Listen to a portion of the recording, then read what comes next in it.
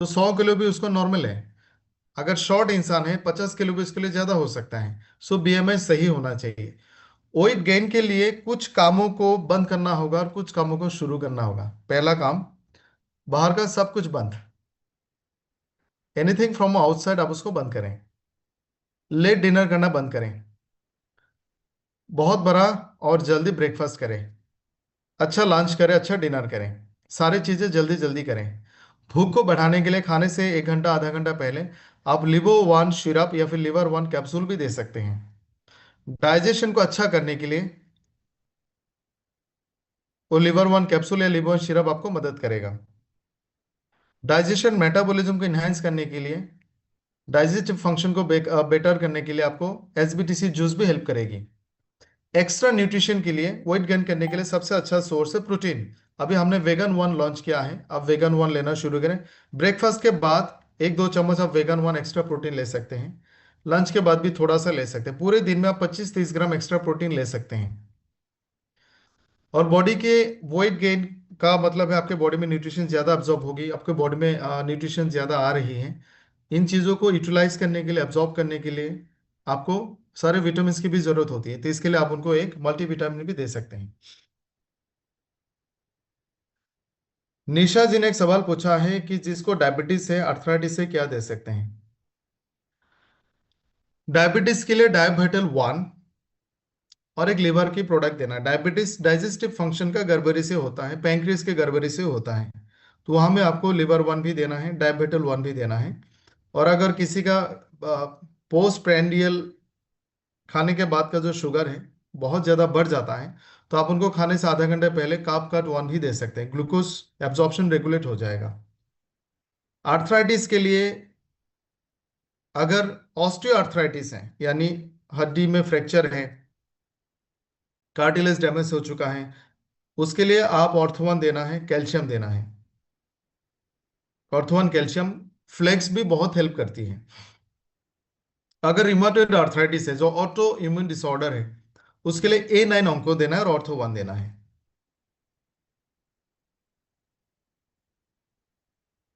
Hepatitis के रोकथाम के लिए उपाय बताएं। आपने नाम नहीं लिखा, ओप्पो लिखा है, फिर भी बता देता। हेपेटाइटिस का मतलब है, हेपा मतलब लिवर, टाइटिस का मतलब उसके इन्फ्लेमेशन और इन्फेक्शन दोनों भी हो सकता है।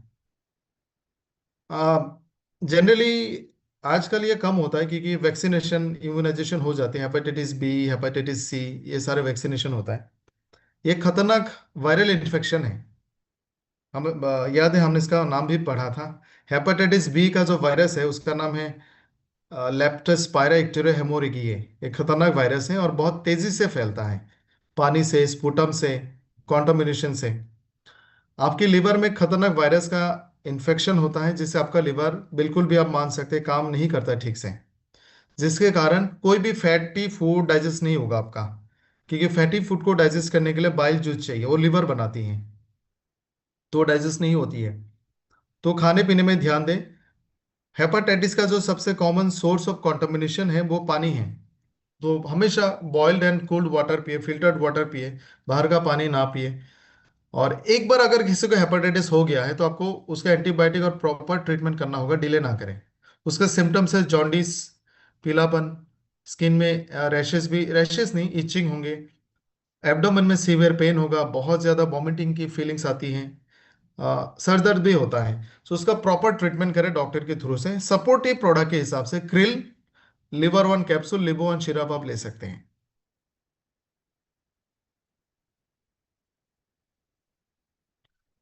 48 साल का पुरुष है, यंग फ्यूल कब तक ले सकता है, कितने दिन ले सकते हैं। अब किसी भी एज में अगर आप यंग फ्यूल स्टार्ट करते हैं, आप लोगों ने अगर सोल का प्रोग्राम, एंटी एजिंग का प्रोग्राम, या फिर कल भी डॉक्टर विक्रांत के साथ माई एच वी में थे, वहां पे आपने देखा होगा कि 34 की उम्र से पूरे वर्ल्ड में, खास करके इंडियंस में, हमने ये देखा है माइटोकॉन्ड्रिया की तादाद, एनएमएन की जो मात्रा है बॉडी में धीरे धीरे कम होने लगती है। ये एजिंग की शुरुआत है। यानी 34 से क्वांटिटेटिवली आप कह सकते हो बॉडी के पैरामीटर्स बुढ़ापे की तरफ जाती हैं। Energy production capacity, mitochondria quality quantity कम हो जाती है। यानी आपका बॉडी बुरा होना शुरू कर देता है। सो 34 से अगर आप यंगफुल लेते हैं तो आपको दो दो कैप्सूल 1-2 साल लगातार अगर आप लेते हैं तो आपको बहुत अच्छा फायदा मिलेगा। एटलीस्ट 2 कैप्सूल करके आप 1 साल जरूर लें। अगर आप 30 में स्टार्ट करते हैं तो आप थोड़ा कम भी ले सकते हैं। एक एक करके आप शुरू करो। जनरली 35 या 40 के आसपास में लोग लेना शुरू करते हैं, तो 2 कैप्सूल सुबह खाली पेट में लगातार आप 1 साल लें। और जब आपने सुबह यौनफुल ले लिया, अगर आपका वजन ज्यादा है, ओबेसिटी है, तो सुबह यौनफुल लेने के बाद 2 घंटे तक आप खाना पीना ना करें, कार्बोहाइड्रेट ना लें और फिजिकल एक्टिविटी करें। इससे बॉडी का जो फैट बर्निंग प्रोसेस है वो बढ़ेगा। राजकुमार जी ने पूछा है पार्किंसंस में क्या दे। कोई भी ब्रेन का बीमारी हो, न्यूरोलॉजिकल प्रॉब्लम हो, नर्वस सिस्टम का प्रॉब्लम हो, स्पॉन्डोलाइटिस का प्रॉब्लम हो, स्पाइन की प्रॉब्लम हो, किसी भी तरह का नर्वस सिस्टम और न्यूरॉन्स का प्रॉब्लम हो, आप उनमें ब्रेन वन दें, लॉन्ग टाइम तक दें। जो भी बीमारी ब्रेन से रिलेटेड है, 3-4 अलग अलग प्रॉब्लम हो सकती है। पहला प्रॉब्लम है कि ब्रेन में ब्लड सप्लाई कम हो गया, तो ब्रेन के जो सेल्स है वो डैमेज हो जाएंगे। दूसरा प्रॉब्लम है उम्र के साथ ब्रेन थोड़ा सा छोटा हो जाता है, उसमें न्यूरॉन्स की संख्या, क्वालिटी क्वांटिटी थोड़ा कम हो जाता है। ये एज रिलेटेड एट्रोफी आप कह सकते हैं, ब्रेन छोटा हो जाता है। तीसरा है ब्रेन में किसी भी तरह का न्यूरोट्रांसमीटर का कम या ज्यादा होना। ब्रेन को सही तरह से काम करने के लिए उसको भरपूर मात्रा में न्यूट्रिशन चाहिए, जिससे वो रेगुलर बेसिस पे साइनप्स बनाएंगे। साइनप्स का मतलब है दो न्यूरॉन जब कनेक्ट होते हैं, दो नर्व सेल जब ऐसे जुड़ते हैं, उसको साइनप्स बोलते हैं। और एक साइनप्स एक नया ब्रेन का एक्टिविटी को रिकॉर्ड करती हैं। कोई मेमोरी हो सकता है, कोई नया थॉट प्रोसेस हो सकता है, कोई आपकी ब्रेन की कोई भी एक तरह का फंक्शन का वो मापदंड है। आपने कुछ याद किया, एक न्यूरॉन एक साइनप्स बनेगा। तो ब्रेन में साइनप्स लगातार बनते रहना चाहिए और न्यूरोट्रांसमीटर हमेशा लगातार बनते रहना चाहिए। सेरोटोनिन, जितने भी हमारे न्यूरो गाबा, ये जितने भी न्यूरो ट्रांसमीटर्स होते हैं, वो ब्रेन में जब तक सही सलामत सही अमाउंट में बनता रहेगा, हमारा ब्रेन के फंक्शन नॉर्मल होंगे। लेकिन वक्त के साथ ब्रेन छोटा होता है, न्यूरो ट्रांसमीटर में बदलाव आते हैं, उसकी व्हाइट मैटर ग्रे मैटर में चेंजेस आते हैं, उसके फैट कंटेंट कम हो जाते हैं। इसके कारण ब्रेन में प्रॉब्लम्स आते हैं। तो किसी भी तरह का न्यूरो प्रॉब्लम हो, ब्रेन की प्रॉब्लम हो, आप ब्रेन वन दे, अश्वा वन भी दे सकते हैं और क्रिल वन दे सकते हैं, क्योंकि ब्रेन का 70% अच्छा फैट है। राजेंद्र जी ने पूछा pharmaceutical medicine and nutraceutical products difference क्या है। बहुत अच्छा सवाल है। फार्मास्यूटिकल तो नहीं बोलेंगे, मेडिसिन की बात करते हैं। और मेडिसिन का भी बहुत बड़ा मीनिंग है। मेडिसिन कोई भी मेथड है जिससे आप अपनी हेल्थ को फायदा पहुंचा सकते हैं, उसको मेडिसिन कहते हैं। जैसे आपने सुबह एक्सरसाइज किया, वो भी मेडिसिन आप कह सकते हो। आपने विटामिन लिया, उसको भी मेडिसिन कह सकते हो। आपने योगा किया, वो भी मेडिसिन में आ सकता है। कोई भी good practice, good supplement, good food, good approach जिससे आप अपने हेल्थ को फायदा पहुंचाते हैं, वो मेडिसिन की कैटेगरी में आते हैं। लेकिन जो दवाई हम लेते हैं बीमारी के इलाज के लिए, जो मेडिसिन की दवाई बनाने की कंपनीज बनाती हैं, जिसको आप पैरासीटामोल, निमोसिलाइट, पेनिसिलिन के नाम से जानते हैं, उनको मेडिकल टर्म्स में या फार्मास्यूटिकल के टर्म्स में ड्रग्स कहा जाता है। दवाई को ड्रग्स कहा जाता है। सो ड्रग्स का मतलब वो हीरोइन वो सब नहीं है। ड्रग्स का मतलब है दवाई, फार्मास्यूटिकल प्रिपरेशन। और जिनको हम नशीली पदार्थ बोलते हैं, मोर्फिन, हीरोइन, कोडेइन, इनको नारकोटिक्स कहा जाता है। सो इनका सवाल को मैंने आसान कर दिया, डेफिनेशन पहले समझते हैं। जो दवाई हम लेते हैं उसको टेक्नोलॉजिकली, टेक्निकली, साइंटिफिकली आप उसको ड्रग्स कह सकते हैं। और जो हम आपके लिए बनाते हैं आप इसको न्यूट्रोसिटिकल कह सकते हैं। ड्रग्स जनरली शॉर्ट टाइम के लिए डिजाइन किया जाता है, वो भी डॉक्टर के सलाह पे। कुछ दवाई ऐसी है जिसको आप अपने मर्जी से नहीं ले सकते। आप किसी भी फार्मेसी में चले जाओ और बोल दो मुझे अल्प्राजोलम दीजिए, नींद की गोली दीजिए, आपको नहीं मिलेंगे। मोर्फिन दीजिए, आपको नहीं मिलेगा। हालांकि बहुत सारे ऐसे दवा भी हमें मिल जाते बिना प्रिस्क्रिप्शन का, जिसमें लिखा है पीछे में शेड्यूल एच, लाल रंग से लिखा है, कोई भी दवाई आपके पेंटोप्राजोल में भी लिखा है शेड्यूल एच, वो भी आपको प्रिस्क्रिप्शन के बिना नहीं लेना चाहिए, क्योंकि इससे साइड इफेक्ट्स का मात्रा ज्यादा है। तो एक छोटा सा होमवर्क दे रहा हूँ सबको। जब भी कोई दवाई आप खरीदते हैं उसके पीछे में देखें, लाल रंग की बॉक्स में अगर शेड्यूल एच लिखा है, इसका मतलब है ये अपने मर्जी से आप ना लें, इससे आपको नुकसान हो सकता है। जो आप अपने मर्जी से ले सकते हैं उसको ओटीसी ड्रग्स बोलते हैं, ओवर द काउंटर। उसमें ओआरएस आते हैं, विटामिन आते हैं, पैरासिटामोल आते हैं, इस तरह से कुछ कॉमन मेडिसिन आते हैं। जो दवाई ड्रग्स डॉक्टर्स हमें लिख के देते हैं, वो एक बीमारी की इलाज के लिए देते हैं, यानी हर कोई नहीं ले सकता। अगर आपको बुखार नहीं, आप पैरासिटामोल नहीं ले सकते। अगर आपको दर्द नहीं है, आप आइबुप्रोफेन नहीं ले सकते। आपको इन्फेक्शन नहीं है, आप एंटीबायोटिक्स नहीं ले सकते। सो ड्रग्स आपको डॉक्टर की सलाह पे एक सर्टेन पीरियड ऑफ टाइम के लिए दिया जाता है, ना ज्यादा ना कम। यानी जब हम फार्मास्यूटिकल, मुझे याद है हमारा फार्मास्यूटिकल एक सब्जेक्ट है हमारा, स्यूटिक्स उसका नाम है। स्यूटिक्स का जब पहला प्रोफेसर डे वन पे आया, हमसे ही पूछा ड्रग्स क्या है, तो सबने साइंटिफिकली डेफिनेशन दिया। उन्होंने कुछ नहीं बोला, वो बोर्ड में जाके एक फोटो बनाया। आप अगर आप लोगों ने साउथ इंडियन मूवीज देखे होंगे तो वहां पे वो हाथ में क्या बोलते हैं उसको, ऐसा में उसको दा बोलते हैं। वो पेड़ पौधे काटने के लिए एक हथियार होता है ना, ऐसा लोहे का, इस तरह का शेप का, क्या बोलते हैं, चैट बॉक्स में लिखना कोई। तो उन्होंने एक बड़ा सा वो दा बोर्ड में बनाया और बोलता यही है ड्रग्स। अगर आप चाहो तो इससे पेड़ पौधे काट सकते हो, घर बना सकते हो, सामान बना सकते हो, चेयर टेबल बना सकते हो। अगर आप चाहो इससे मर्डर भी कर सकते हो। तो राइट यूज, राइट तरीके से अगर आप करोगे आपको उसका फायदा मिलेगा। अदरवाइज आपको इसका बहुत बड़ा नुकसान भी उठाना पड़ सकता है। वो है ड्रग्स। लेकिन जो प्रोडक्ट्स हम बनाते हैं हार्बो न्यूट्रिजेनिक्स में, ये न्यूट्रोसिटिकल है।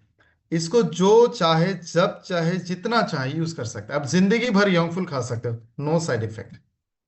एक के जगह पे, दो के जगह पे आप तीन भी ले सकते हो, तीन चार अलग अलग भी ले सकते हैं, नो साइड इफेक्ट्स।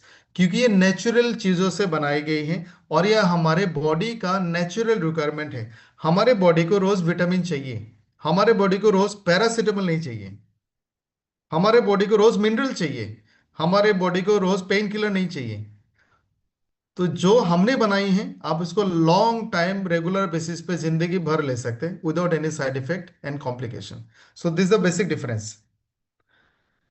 एक और सवाल है, जो लोग अपना नाम नहीं लिखते, आपका सवाल मैं नहीं लूंगा क्योंकि आई कैनॉट एड्रेस।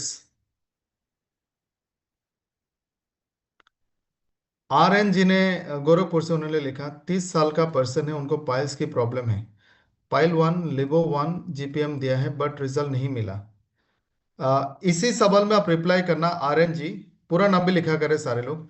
आपने ये सारे प्रोडक्ट कैसे कैसे दिया, खाने पीने के लिए आपने उनको क्या बताया, lifestyle change, food habit change, healthy habits आपने क्या बताए, और ये सारे प्रोडक्ट डोजिंग आपने कैसे कि एक बार इसी में रिप्लाई करें। राही जी ने लिखा है, फैटी लिवर में जिनका लूज मोशन हुआ है उनको जीपीएम सिरप दे सकते हैं। जी, दे सकते हैं, डोज आप हिसाब करके देना। मनोज जी ने लिखा है, female suffering from breast and brain cancer has been operated, what can be the dosage in an हमको and other which product can be recommend. किसी को अगर ब्रेस्ट कैंसर हुआ है, उन्होंने सवाल पूछा, और ब्रेन कैंसर हुआ है और ऑपरेशन भी हुआ, हम उनको क्या दे सकते हैं। कोई भी ट्यूमर के लिए, कोई भी कैंसर के लिए पहला ही प्रोडक्ट है एनएन ओंको। तो आप 2 कैप्सूल सुबह, 2 कैप्सूल दोपहर, 2 कैप्सूल शाम में शुरू करें, जो नॉन केसेस ऑफ कैंसर है या फिर non cases of malignant tumours, वहां में आप दो दो करके 3 बार एनएन ओंको दें। और ऑर्गन स्पेसिफिक प्रोडक्ट, जैसे ब्रेस्ट कैंसर आपने बोला, इसके लिए आप स्वीट 18 दे सकते हैं एज रिलेटेड। ब्रेन कैंसर के लिए आप ब्रेन वन दे दीजिए, और इसके साथ एक supportive vitamin, multi vitamin, amazing 40, sweet 18 या फिर एवरीडे वन भी हो सकता है।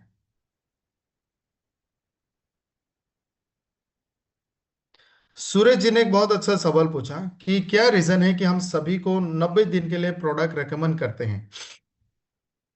90 दिन का रिकमेंडेशन से पहले आपको मैं दवाई का वो बताता हूं तो आप समझ जाओगे। जनरली प्रोडक्ट को कैसे रेकमेंड किया जाता है, डायबिटीज के लिए जिंदगी भर रेकमेंड करते हैं मेडिसिन। अभी I am again coming to drugs. आप मेटफॉर्मिन ले रहे हो, वोग्लिपोज ले रहे हो, और जो भी आप ग्लिमिप्राइड ले रहे हो, ये ड्रग्स हम बोलते हैं आपको जिंदगी भर लेना पड़ेगा।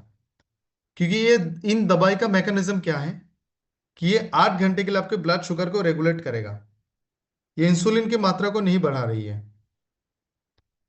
तो जो दवाई आपकी बीमारी को 8 घंटे के लिए कंट्रोल करती है, वो दवाई आपको जिंदगी भर लेने पड़ेंगे। बीपी की दवाई, ब्लड प्रेशर की दवाई। आपको एंटीबायोटिक 7 दिन के लिए दिया जाता है, क्योंकि 7 दिन के अंदर में वो एंटीबायोटिक आपके ब्लड में जब मौजूद रहेंगे, जितने भी बैक्टीरिया हैं और जितने भी बैक्टीरिया वो 7 दिन में पैदा करेंगे, वो मरते मरते मरते मरते उसकी पूरी कॉलोनी खत्म हो जाएगी। तो पहले 2-3 दिन तक बैक्टीरिया नहीं मरते, कि जितना मरते उससे ज्यादा पैदा होते हैं। सो एंटीबायोटिक्स हम 7 डेज के लिए देते हैं। कभी कभी अगर आपने डोज मिस कर लिया, तो फिर से वो कोर्स हमें शुरू करनी होती है। और इसका सबसे बुरा नतीजा ट्यूबरकुलोसिस के ट्रीटमेंट में हुआ। लोग डोज मिस करते हैं, फिर वो दवाई उन बैक्टीरिया पे काम नहीं करते। एक और दवाई है जो कीड़े मारने के लिए बच्चों को या बड़ों को दिया जाता है, एल्बेंडाजोल मेबेंडाजोल। वो भी 2 डोजेस में दिए जाते हैं। पहला डोज खाने के 10 दिन बाद आपको दूसरा डोज लेना होता है, क्योंकि पहला वाला जो दवाई था वो कीड़े को मरेगा। उन्होंने जो अंडा दिया है, अंडे को नहीं मारेगा। सो 10 दिन में अंडा, अंडे से उनके बच्चे बाहर आएंगे, तो 10 दिन के बाद वो भी मर जाएंगे। जो भी पेन किलर्स आपको दिया जाता है, उसमें लिखा जाता है SOS, या फिर फॉर 5 डेज या फिर 3 डेज।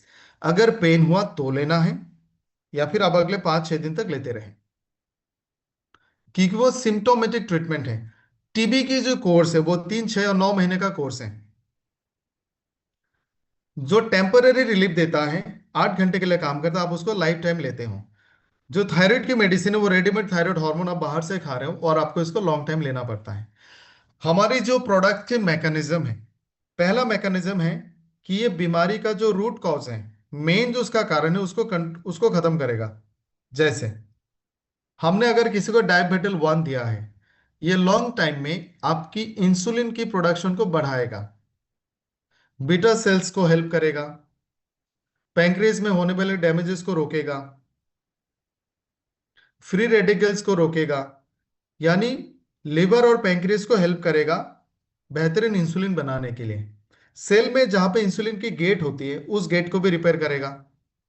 और इसको होने में कम से कम 3-6 महीना टाइम लगता है। हमारे बॉडी में जितने भी सेल्स बनते हैं, हर सेल, अब मान लो 15-20 दिन से लेकर 100 दिन का उनका आयु होता है।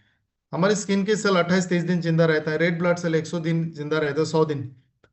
आप जो भी न्यूट्रिशन दे रहे हो, उसमें से एक इंग्रेडिएंट है न्यूट्रिजिनोमिक्स, यानी उसमें कुछ ऐसे इंग्रेडिएंट्स हमने डाले हैं जो उसके क्रोमोसोम तक पहुंचेगा, उसके डीएनए तक पहुंचेगा, और डीएनए को रिपेयर होने में और म्यूटेशन से बचने में मदद करेगा। आपने दवाई दिया, वो दवाई एक सेल के डीएनए तक पहुंच गई, सो उस डीएनए को फायदा हुआ, लेकिन वो सेल उस दिन मर गया। तो नेक्स्ट, उससे नेक्स्ट जनरेशन के सेल बनेगा ही नहीं।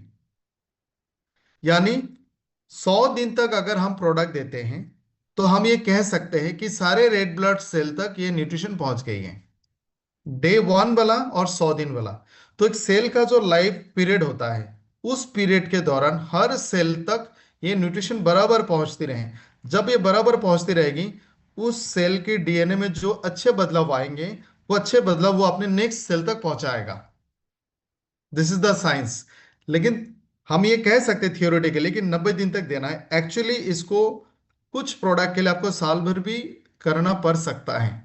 जैसे ऑर्थो 1, कार्टिलेज को रीजनरेट करना, कार्टिलेज को दोबारा से बनाना, साइनोवियल फ्लूइड को दोबारा से बनाना, ये 3-6 महीने में नहीं होता है, साल भर लग सकता है। सो 90 डेज सेल साइकिल के हिसाब से, और आपकी बॉडी में न्यूट्रिशन की मात्रा बैलेंस हिसाब से रहे। लेकिन डायबिटीज, थायराइड, जो मेटाबॉलिक डिसऑर्डर है, उसके लिए आपको 6 या फिर 1 साल तक भी आप प्रोडक्ट को रेकमेंड करें। This is the reason.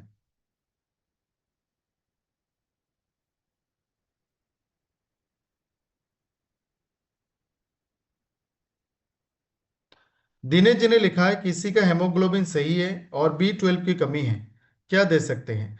Only B12 का प्रोडक्ट तो हमने नहीं बनाया है, लेकिन ये विटामिन B12 आपको ब्रेन 1 में भी मिलेगा और एवरीडे 1 में भी मिलेगा, स्वीट 18, अमेजिंग 40, ये मल्टीविटामिन की किसी भी फॉर्मुलेशन में आपको मिलेगा। सुदर्शन जी ने लिखा है साइटिका। साइटिका एक तरह का स्पॉन्डिलाइटिस है। स्पॉन्डोलाइटिस हमारे जो स्पाइन जो है, रीढ़ की जो हड्डी है, उसके अंदर से एक मोटा सा करंट का तार गुजरता है, उसको स्पाइनल कर्व बोलते हैं। करंट का तार इसलिए बोला क्योंकि ये बॉडी के सारे नर्वस सिस्टम को कनेक्ट करती हैं। और हर जहाँ पे दो हड्डियां स्पाइनल कॉर्ड में जुड़ता है, दोनों साइड से न्यूरॉन्स निकलते हैं, नर्व्स निकलती है, जो पूरे बॉडी को सप्लाई देती है। दो हड्डियों के बीच में एक छोटा सा स्पॉन्ज होता है, उसको डिस्क कहते हैं, वो घिस जाती है और दो हड्डियां नजदीक आ जाती है, जिससे नर्व में कॉम्प्रेशन और दबाव होती है। इसी को स्पॉन्डिलोलिटिस कहते हैं। बहुत बार वहां में इन्फ्लेमेशन होती है। बहुत बार दो हड्डियां आपस में किसी ऑटोमिन डिसऑर्डर के कारण जुड़ भी जाती हैं, तो इनको भी अलग तरह का स्पॉन्डिलाइटिस कहा जाता है। जैसे एक एंकाइलोजिंग स्पॉन्डिलाइटिस, दो हड्डियां आपस में जुड़ गई, मूवमेंट नहीं कर सकती, तो दोनों नार्व में प्रेशर आता है। सो किसी भी तरह का स्पॉन्डिलाइटिस है, और साइटिका भी उसमें से एक है। हमारे कमर के नीचे दो नर्व निकलती हैं, जो आपको दोनों बटक होके पैरों तक जाती हैं। उस नार्व का नाम है सायाटिका। जब वो वाला हड्डियां में गैप कम हो जाती है और वो दबाव बनाती हैं, तो सायाटिका नर्व में प्रेशर पड़ती है, तो आपको पेन होता है। किसी भी स्पॉन्डिलाइटिस का पहला ट्रीटमेंट है, आप हार्ड बेड पे सोए, बिना तकिए का, बिना गद्दे का, ताकि आपकी रीढ़ की हड्डी स्ट्रेट रहे। अब मान लो, आपको एक एग्जांपल देता हूँ, ये स्केल है। इसको मैं अगर ऐसे टेरा करके रखूंगा और इसमें छोटे छोटे 31 हड्डियां हैं, तो सामने की तरफ प्रेशर बनेगा, इस तरफ, और इधर में गैप हो जाएगा। तो आपकी sitting, lying dying and movement का जो पोजीशन है वो बहुत इंपॉर्टेंट है। हार्ड बेड पे बिना तकिए का आप सोते हैं, तो आपके स्पाइन का जो लॉर्डोसिस है, उसका जो कर्वेचर है वो मेंटेन होता है। झट से बेड से ऐसे नहीं उठना है, हाथों में प्रेशर देके धीरे धीरे उठना है। भारी चीज नहीं उठाना है, सामने की तरफ नहीं झुकना है। और डॉक्टर ने जो भी एडवाइसेस दिए होंगे उसको फॉलो करें, कुछ एक्सरसाइज भी होता है। किसी भी तरह का स्पॉन्डिलाइटिस के लिए पहला प्रोडक्ट है ब्रेन वन, दूसरा प्रोडक्ट है ऑर्थो वन, तीसरा प्रोडक्ट है कैल्शियम, चौथा प्रोडक्ट है मेरिन कोलाजन, और पांचवा प्रोडक्ट है फ्लेक्स या फिर क्रिल।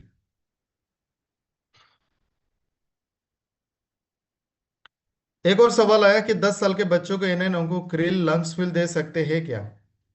अगर कैंसर ट्यूमर है तो दे सकते हैं।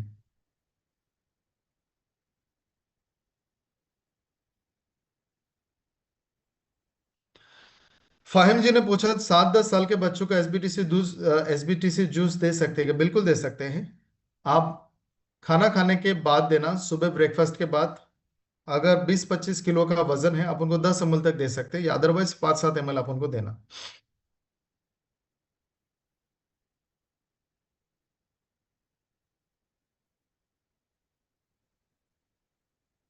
आप लोग सिर्फ डिजीज वाले सवाल पूछते हैं।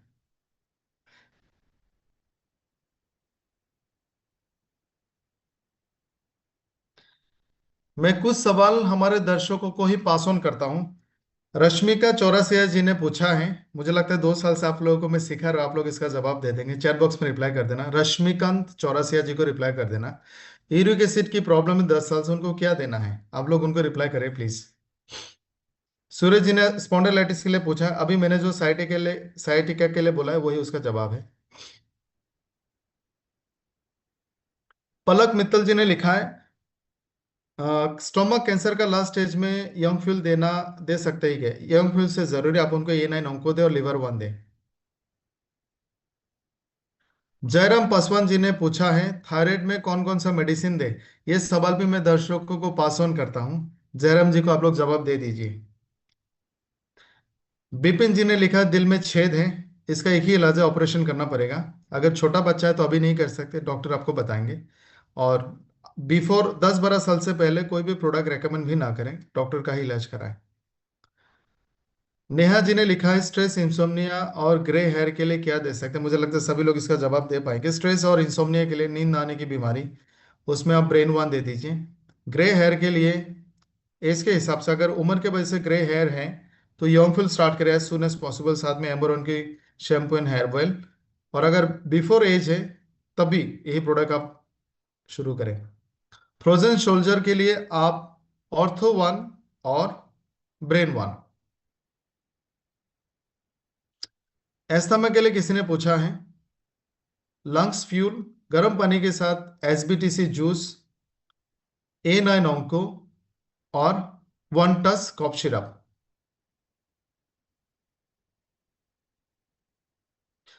संतोष जी ने लिखा है, उनका एक बेटा है 23 साल का, उनको बहुत ज्यादा स्नीजिंग होता है। ये अच्छा सवाल है, इंटरेस्टिंग भी है। ये आजकल ज्यादा होता है। पहले हम धूल मिट्टी किचन में भी खेलते थे, हमें बुखार भी नहीं होता था, हमें जुकाम भी नहीं होता था, हमें छींकें भी नहीं आती थी।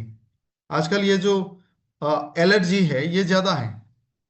उसके बहुत सारे कारण हैं। सो इसके लिए पहला प्रोडक्ट है A9 ओंको। ये इम्यूनोमॉड्यूलेटर है। ये शब्द प्लीज याद रखें। A9 ओंको इम्यूनोमॉड्यूलेटर है। इम्यूनोमॉड्यूलेशन का मतलब है आपकी इम्यून सिस्टम को ये बदल सकता है, उसमें चेंजेस ला सकती हैं। इसको सरल भाषा में समझाते हैं। आपके शहर में ट्रैफिक पुलिस है और 10 लाख की आबादी है आपके शहर में, और ट्रैफिक पुलिस आपके पास 100 है। तो नियम कानून ठीक ठाक चलता है। अब 10 लाख आबादी वाले शहर में अगर 1 लाख ट्रैफिक पुलिस हम डाल देंगे तो क्या होगा?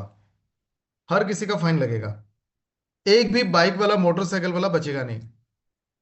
पुलिस हर किसी का बहुत अच्छे से चेकिंग भी कर सकता है, वेरीफाई भी कर सकता है, और छोटे छोटे मिस्टेक के लिए फाइन लग सकता है, क्योंकि उनके पास बहुत ज्यादा मात्रा में पुलिस है और उनके पास बहुत ज्यादा समय है। इससे संतुलन बिगड़ जाएगा। हमारे इम्यून सिस्टम में भी थोड़ा बहुत कभी कभी ऐसा हो जाता है। आपके इम्यून सिस्टम जब हद से ज्यादा काम करने लगता है, इसको हाइपर इम्यून रिस्पॉन्स कहा जाता है,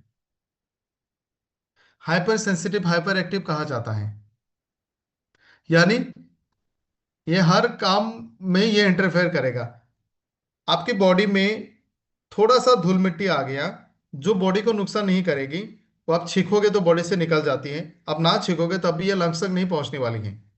आपके स्किन में थोड़ा सा धूल मिट्टी लगा, इससे आपको बॉडी को नुकसान नहीं है। लेकिन अगर आपका इम्यून सिस्टम हाइपर एक्टिव हो गया, वो थोड़ा धूल मिट्टी के खिलाफ अपना जंग शुरू कर देगा, अपना एंटीबॉडीज बनाना शुरू करेगा। यहाँ में धूल आ गया, वहां में वो एंटीबॉडीज रिलीज करना शुरू करेगा, जिससे एलर्जी होगी, हाइपर सेंसिटिविटी होगा। इसको ऑटो इम्यून रिस्पॉन्स भी आप कह सकते हो।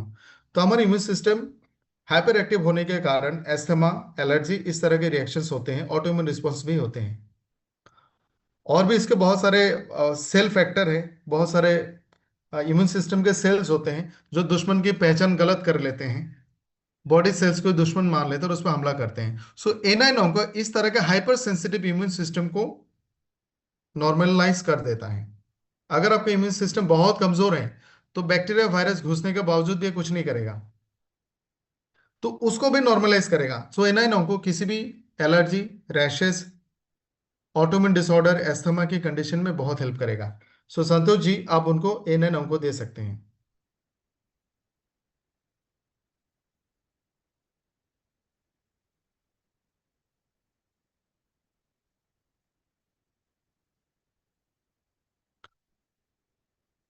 लोगों ने सारे सवालों का जवाब भी देना शुरू किया। यूरिक 1 लिखा है। यूरिक एसिड में पानी ज्यादा पिए। और जो प्यूरिन बेस्ड फूड है, purine based food generally beans होते हैं, मीट होते हैं, रेड मीट होते हैं, और कुछ वेजिटेबल्स भी हैं, डॉक्टर आपको बताएंगे भी, उन खाने को अवॉइड करें, पानी बहुत ज्यादा पिए। एम के थुकरल जी ने पूछा विटामिन डी की कमी में क्या दे। आप लोग जवाब दे सकते हैं थुकरल साहब को।